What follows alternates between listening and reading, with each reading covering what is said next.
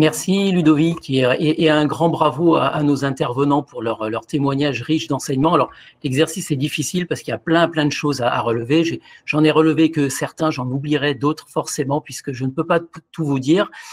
Donc au niveau de la posture individuelle, ce que j'ai retenu, la phrase de Caroline en introduction, nous sommes résolument des poubelles aux Seines, c'est quand même fort de sens.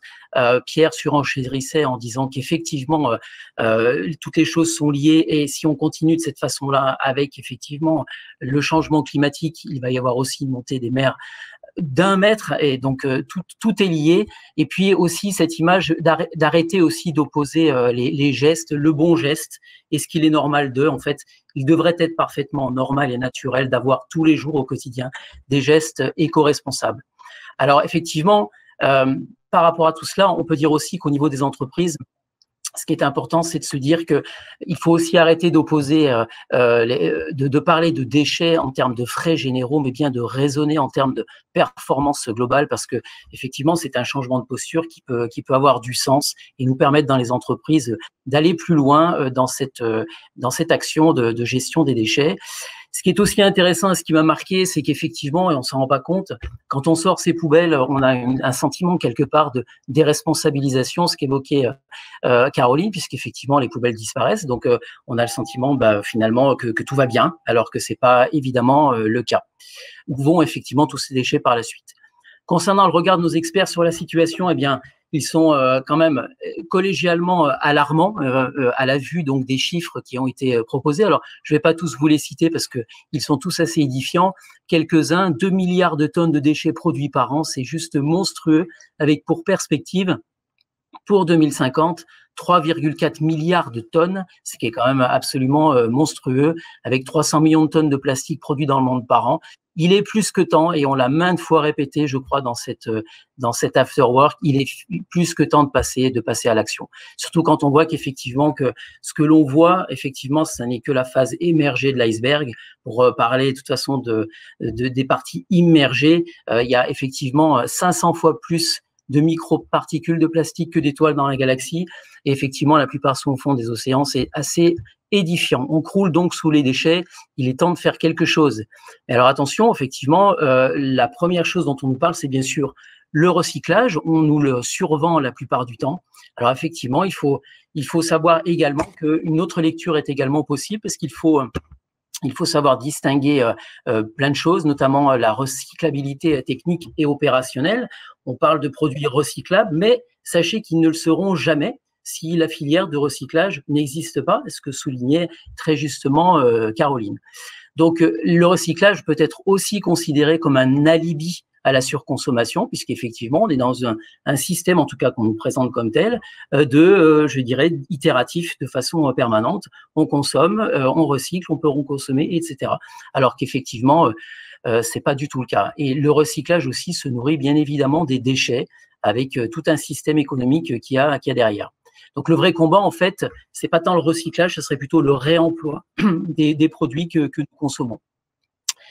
Donc effectivement, ce qui est important en termes par rapport à ce constat, effectivement on l'a fait, il est difficile, mais il y a plein de choses qui existent et on sait qu'on peut s'engager et on peut engager nos entreprises pour avoir un impact plus positif.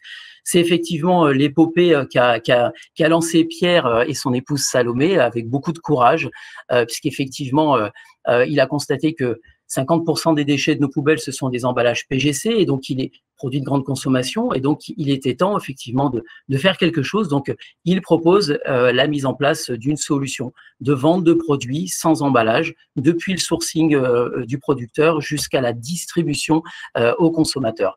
Et ce qui m'a aussi surpris, qui m'a, je dirais, impressionné, c'est cette capacité d'engagement, puisqu'effectivement, après la validation de ce projet auprès de Ticket for Change, Salomé et Pierre ont pris la double décision de démissionner pour lancer cette activité. Comme quoi, effectivement, cet engagement, il est payant aujourd'hui, puisque on en est aujourd'hui au 3e Drive tout nu avec effectivement des franchises qui vont se lancer tant sur l'île que sur Chambéry. Donc un grand bravo à vous.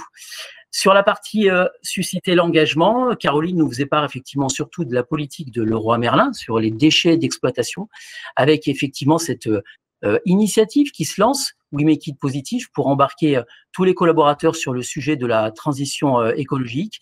Et effectivement, c'est aujourd'hui un franc succès. En tout cas, les choses avancent bien. Et notamment avec la définition d'objectifs très clairs. Caroline le soulignait, elle est chef de projet zéro déchet. Cette appellation n'existe pas, enfin en tout cas existe peu aujourd'hui. Elle existe puisque Caroline est là parmi nous, bien sûr. Et donc effectivement, il est temps de la développer. Et son objectif, l'objectif qu'elle s'est fixé après le diagnostic, c'était de se dire le zéro déchet, c'est d'abord le zéro déchet enfoui ou incinéré. Et pour ce faire, donc, elle propose 3 étapes. Donc, vérifier d'abord que toutes les filières sont bien présentes pour se lancer dans cette aventure. Faire preuve d'exemplarité. Est-ce qu'on les utilise vraiment, toutes ces filières? Et enfin, se reposer sur un réseau de collaborateurs engagés, donc sa fameuse team zéro déchet, qui va lui permettre, je n'en doute pas, de réussir son objectif. En synthèse, quelles sont les solutions pour passer à l'action? Eh bien, pour Pierre, s'il doit faire effectivement un point sur le zéro déchet, eh bien l'idée, ce serait d'avoir pour le Drive tout nu un assortiment le plus large possible pour éviter effectivement que les gens aient tendance à s'approvisionner ailleurs et notamment en produits emballés. Et bien sûr, accompagner les producteurs qui ne sont pas encore dans une démarche de zéro déchet. Pour Caroline, ça serait la première chose à faire, ce serait effectivement de réduire à la source et faire en sorte que déjà, au niveau de Leroy Merlin, comme dans d'autres entreprises, nos entrepôts n'envoient plus de déchets en magasin, ce qui sous-entend bien sûr changer aussi le cahier des charges et avoir une action aussi sur le choix des produits effectivement que l'on propose. Et le deuxième combat, effectivement, ça serait de se battre pour la mise en place d'un numérique plus responsable. Et enfin, pour nos 2 experts, les conseils qu'ils peuvent nous donner, aujourd'hui, le conseil de Pierre, mais c'est tout simplement essayer le zéro déchet. Ça peut effectivement parfois effrayer, parce que ce n'est pas forcément dans nos habitudes que d'acheter des produits non emballés aujourd'hui, mais c'est en phase de le devenir, parce qu'essayer, c'est l'adopter. Et quant à Caroline, eh bien, posez-vous que chacun puisse se poser les bonnes questions sur ses modes de consommation. Est-ce qu'effectivement, on est dans l'obligation d'acheter un produit neuf? Pourrait-on peut-être éventuellement l'acheter d'occasion, peut-être même le louer? Ce qui est intéressant aussi par rapport à son approche, c'est de se dire adoptons la stratégie des petits pas.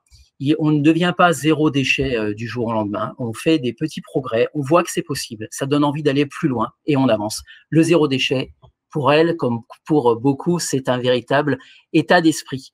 Et je pourrais conclure en disant cette phrase que ce leitmotiv que tout le monde a sur les lèvres, c'est qu'effectivement, le meilleur déchet, ça reste quand même celui que l'on ne produit pas. Et donc, il y a effectivement un gros travail à faire en amont. Voilà en tout cas pour moi quels furent les messages clés de ces différentes interventions. Et je laisse la parole à Anne-Céline pour lancer la séquence de questions-réponses. Merci beaucoup.